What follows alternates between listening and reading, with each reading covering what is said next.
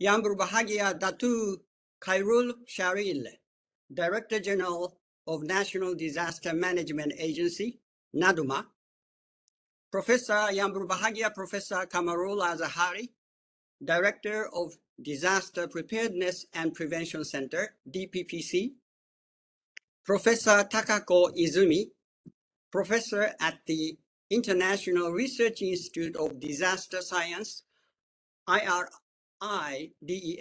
Tohoku University, and moderator AR Aime Roslan, Malaysian Institute of Architects, PAM. Selamat pagi, tahniah rakan nadma. Saya sangat gembira dapat bercakap di hadapan ramai orang pagi ini.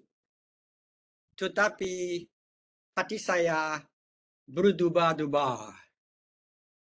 Bahasa Melayu sangat susah bagi saya dan saya telah lupa banyak perkara. I hope you laughed at my bahasa Melayu tergagap-gagap. So let me switch to English now. I thank you very much for your invitation to this RAKAN NADMA. First of all, since this session deals with Malaysia's DRR transformation, I'd like to recollect what had happened during the 2012 to 2017 when I was giving special lectures at UTM MJIT as UTM Distinguished Ambassador at MJIT. In fact, when I was about to leave Malaysia for good as Duta Jepun, the Prime Minister of Malaysia asked me to continue to contribute to the development of MJIT, which was just founded in the same year. Of course, I happily accepted the kind offer. It was just 2 years later, the inauguration of MJIT, very strong torrential rains and floodings assaulted Kelantan twice, in 2014 and 2015. The government of Malaysia took it seriously and began to set up institutional organizations to tackle with damages caused by disasters, and also enhance preparedness among local people to cope with natural disasters.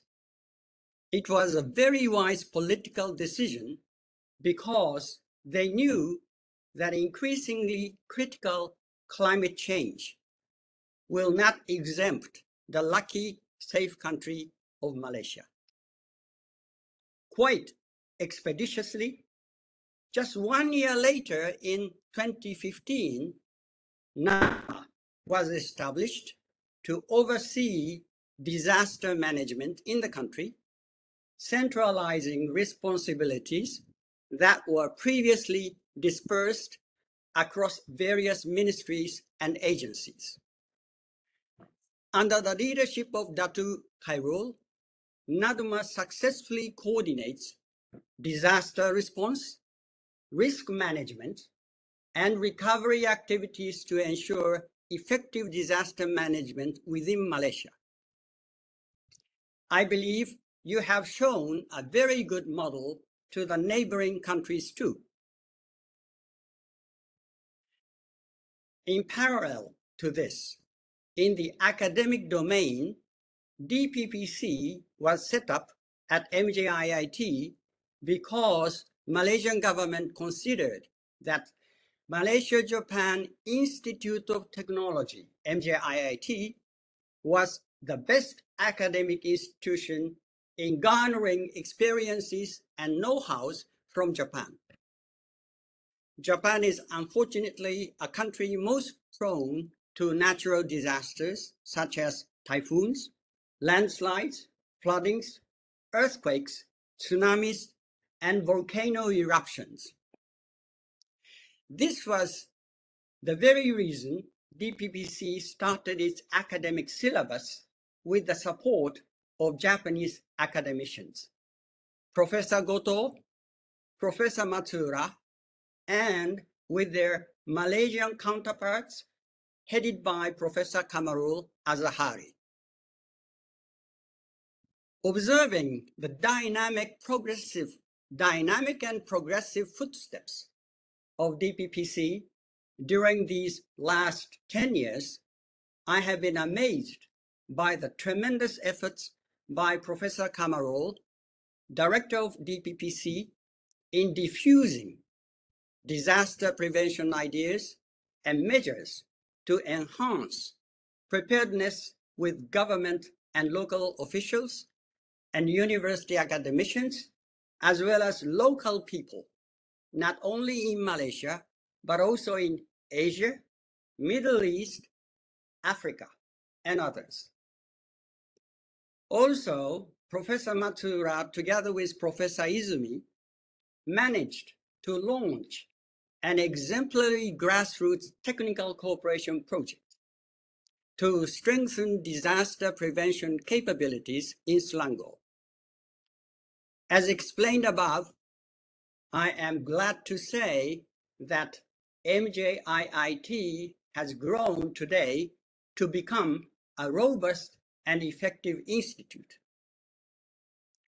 Professor Izumi of Tohoku University will explain later her efforts in 4 districts in Selangor, which frequently suffers from floods and landslides. Professor Izumi successfully contributed to implement community-driven disaster preparedness activities and enhance strong motivations by the local people.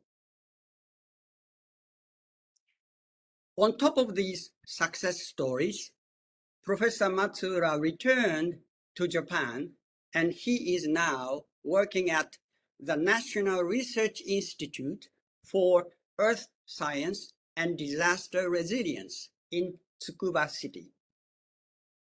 I think it is wonderful from the viewpoint of enlarging the network of disaster prevention between Malaysia and Japan, furthermore, through Professor Matsuura.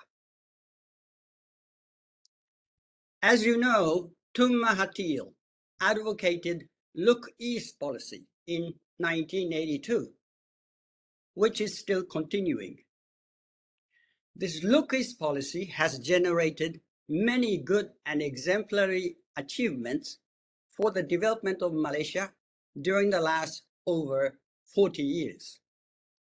But I'm convinced that this DPPC is the best success story of the Look East policy, in the sense that it has generated concrete and viable achievements for the safe and happy life of the peoples of Malaysia and the world. Through various initiatives by NADMA and DPPC, Malaysia has improved its disaster preparedness in working towards achieving the goals of the Sendai Framework for Disaster Risk Reduction 2015 to 2030. In this context, the Japanese government has been able to offer various support through JICA and DPPC, including implementation of country-specific training aimed at strengthening NADMA's capacity and other grassroots initiatives. When we observe climate change, which has been intensified and causing more and more serious damages in many cities and villages all over the world, we need to seriously double or triple our efforts to tackle with global warming by mitigation efforts, reducing GHG greenhouse gases emissions under Paris Agreement. And in parallel, we need to strengthen our efforts of adaptation by continuously enhancing disaster resilience and preparedness against climate change. Unfortunately, as climate change gets more and more intensified, we need to strengthen our ability to adapt ourselves and enhance resilience continuously. In December 2021, a flood described as a once-in-a-century disaster struck Selangor and surrounding states, causing significant damages to the local people and manufacturing industry, including Japanese companies. Additionally, in August of the same year, as you know very well, large-scale landslides and mudflows, which have not been seen before, occurred frequently in Kuda and in other states, leading to the need for new disaster preventive measures. In Japan, a large-scale earthquake and tsunami struck the Noto Peninsula on the New Year Day this year. Yes, the 1st of January this year, causing widespread damage. And quite recently, 9 months later, another disaster. Mudflows and landslides were caused by very heavy rainfall, thus putting a lot more heavier burden to the local people for recovery and reconstruction, which is still going on today. Nothing is as sad as this.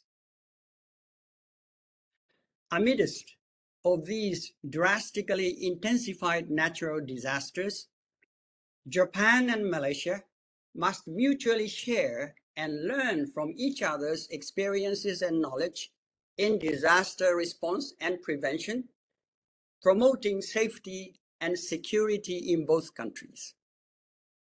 In this context, I have to emphasize that scientific and technological cooperation in the field of disaster prevention between the two countries becomes crucially important.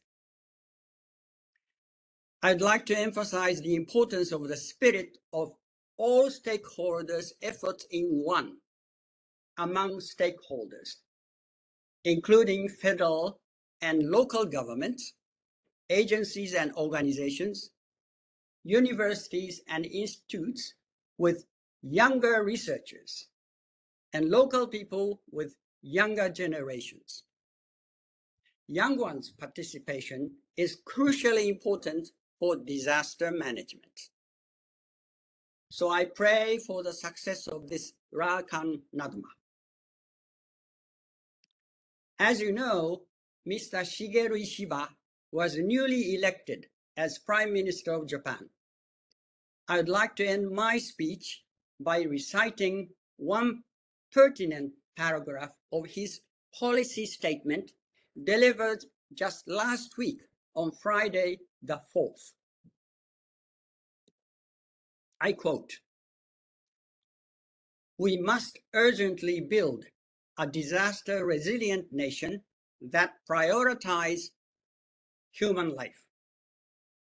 To thoroughly implement proactive disaster preparedness, we will drastically enhance the current functions of the Cabinet Officer's Disaster Management Department in terms of both budget and personnel.